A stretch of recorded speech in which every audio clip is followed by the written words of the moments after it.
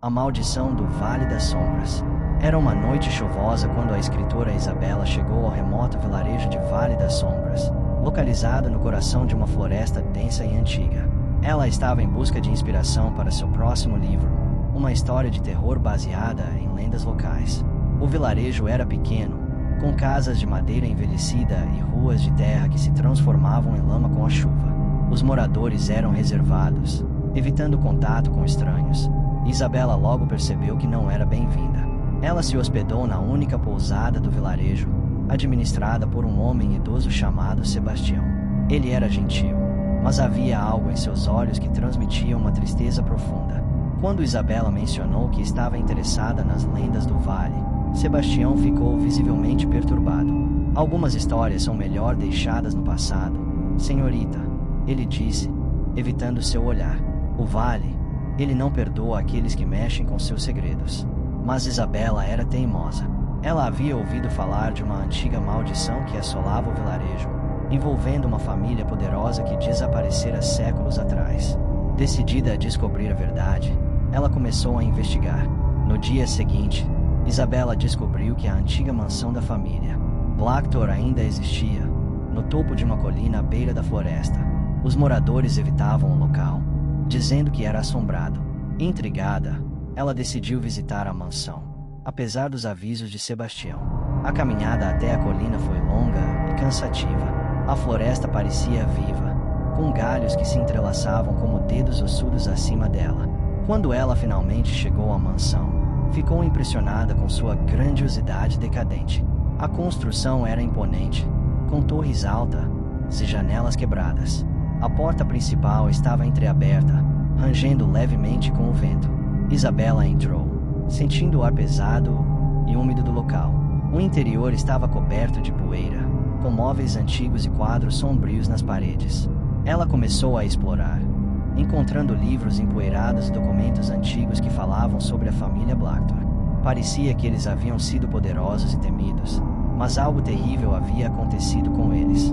Enquanto ela lia, ouviu passos no andar de cima. Ela congelou, segurando a lanterna com mãos trêmulas. Os passos eram lentos e arrastados, como se alguém estivesse vagando pelos corredores. Ela subiu as escadas, tentando localizar a origem do som, mas quando chegou ao corredor superior, tudo estava silencioso. De repente, uma porta se fechou com um estrondo atrás dela. Ela girou rapidamente, mas não havia ninguém. Então, ouviu uma voz sussurrando: "Você não deveria ter vindo." Isabela continuou a explorar a mansão, encontrando um diário antigo pertencente a Eleanor Blackthorne, a matriarca da família. O diário contava a história de uma maldição que assolava a família, trazida por um pacto feito com uma entidade sombria há séculos. A entidade exigia sacrifícios em troca de poder, e a família havia atendido a essas demandas, enterrando vítimas inocentes no porão da mansão. Enquanto lia, Isabela começou a sentir uma presença ao seu redor. O ar ficou mais frio, e ela podia ouvir sussurros vindos das paredes. Ela decidiu investigar o porão, onde os sacrifícios haviam ocorrido. A escada era estreita e escura, e o ar estava carregado de um cheiro de terra úmida e decomposição. No porão, ela encontrou ossos espalhados pelo chão e símbolos estranhos pintados nas paredes. No centro da sala, havia um círculo de velas apagadas, como se alguém tivesse realizado um ritual ali. Enquanto ela examinava o local, as velas se acenderam sozinhas, e uma figura sombria emergiu das sombras. Era Eleanor Blackthorne, ou pelo menos o que restava dela. Seu rosto estava pálido e distorcido, e seus olhos brilhavam com uma luz sobrenatural. Ela se aproximou de Isabela, sussurrando: "Você perturbou o sono dos mortos. Agora, você fará parte de nós." Isabela tentou fugir, mas as portas do porão se fecharam com um estrondo. Ela estava presa, cercada pelas almas da família Blackthorne, que emergiam das sombras.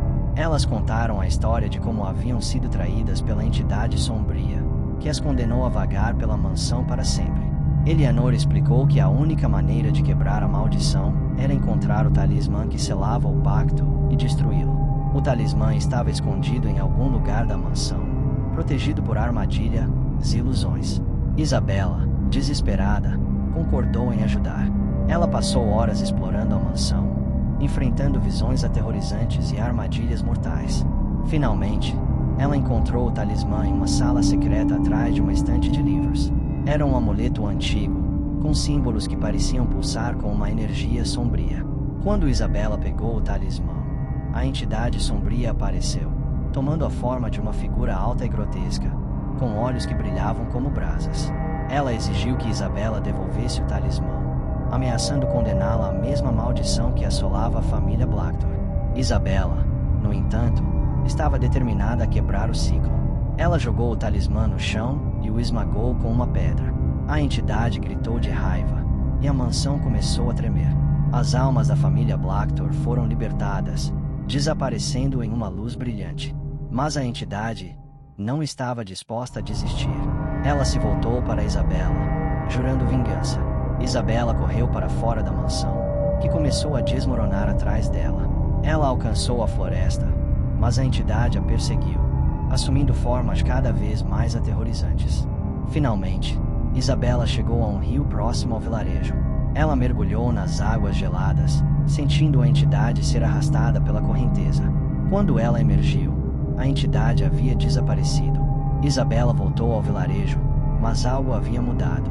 Os moradores agora olhavam com respeito, mas também com medo. Sebastião explicou que a maldição havia sido quebrada, mas que o vale nunca seria o mesmo. Isabela deixou o vilarejo no dia seguinte, carregando consigo as memórias daquela noite terrível. Ela nunca mais escreveu sobre o Vale das Sombras, mas às vezes, em noites de lua cheia, ela ainda ouvia sussurros vindos da floresta, como se a entidade ainda estivesse à espreita, esperando por sua próxima vítima.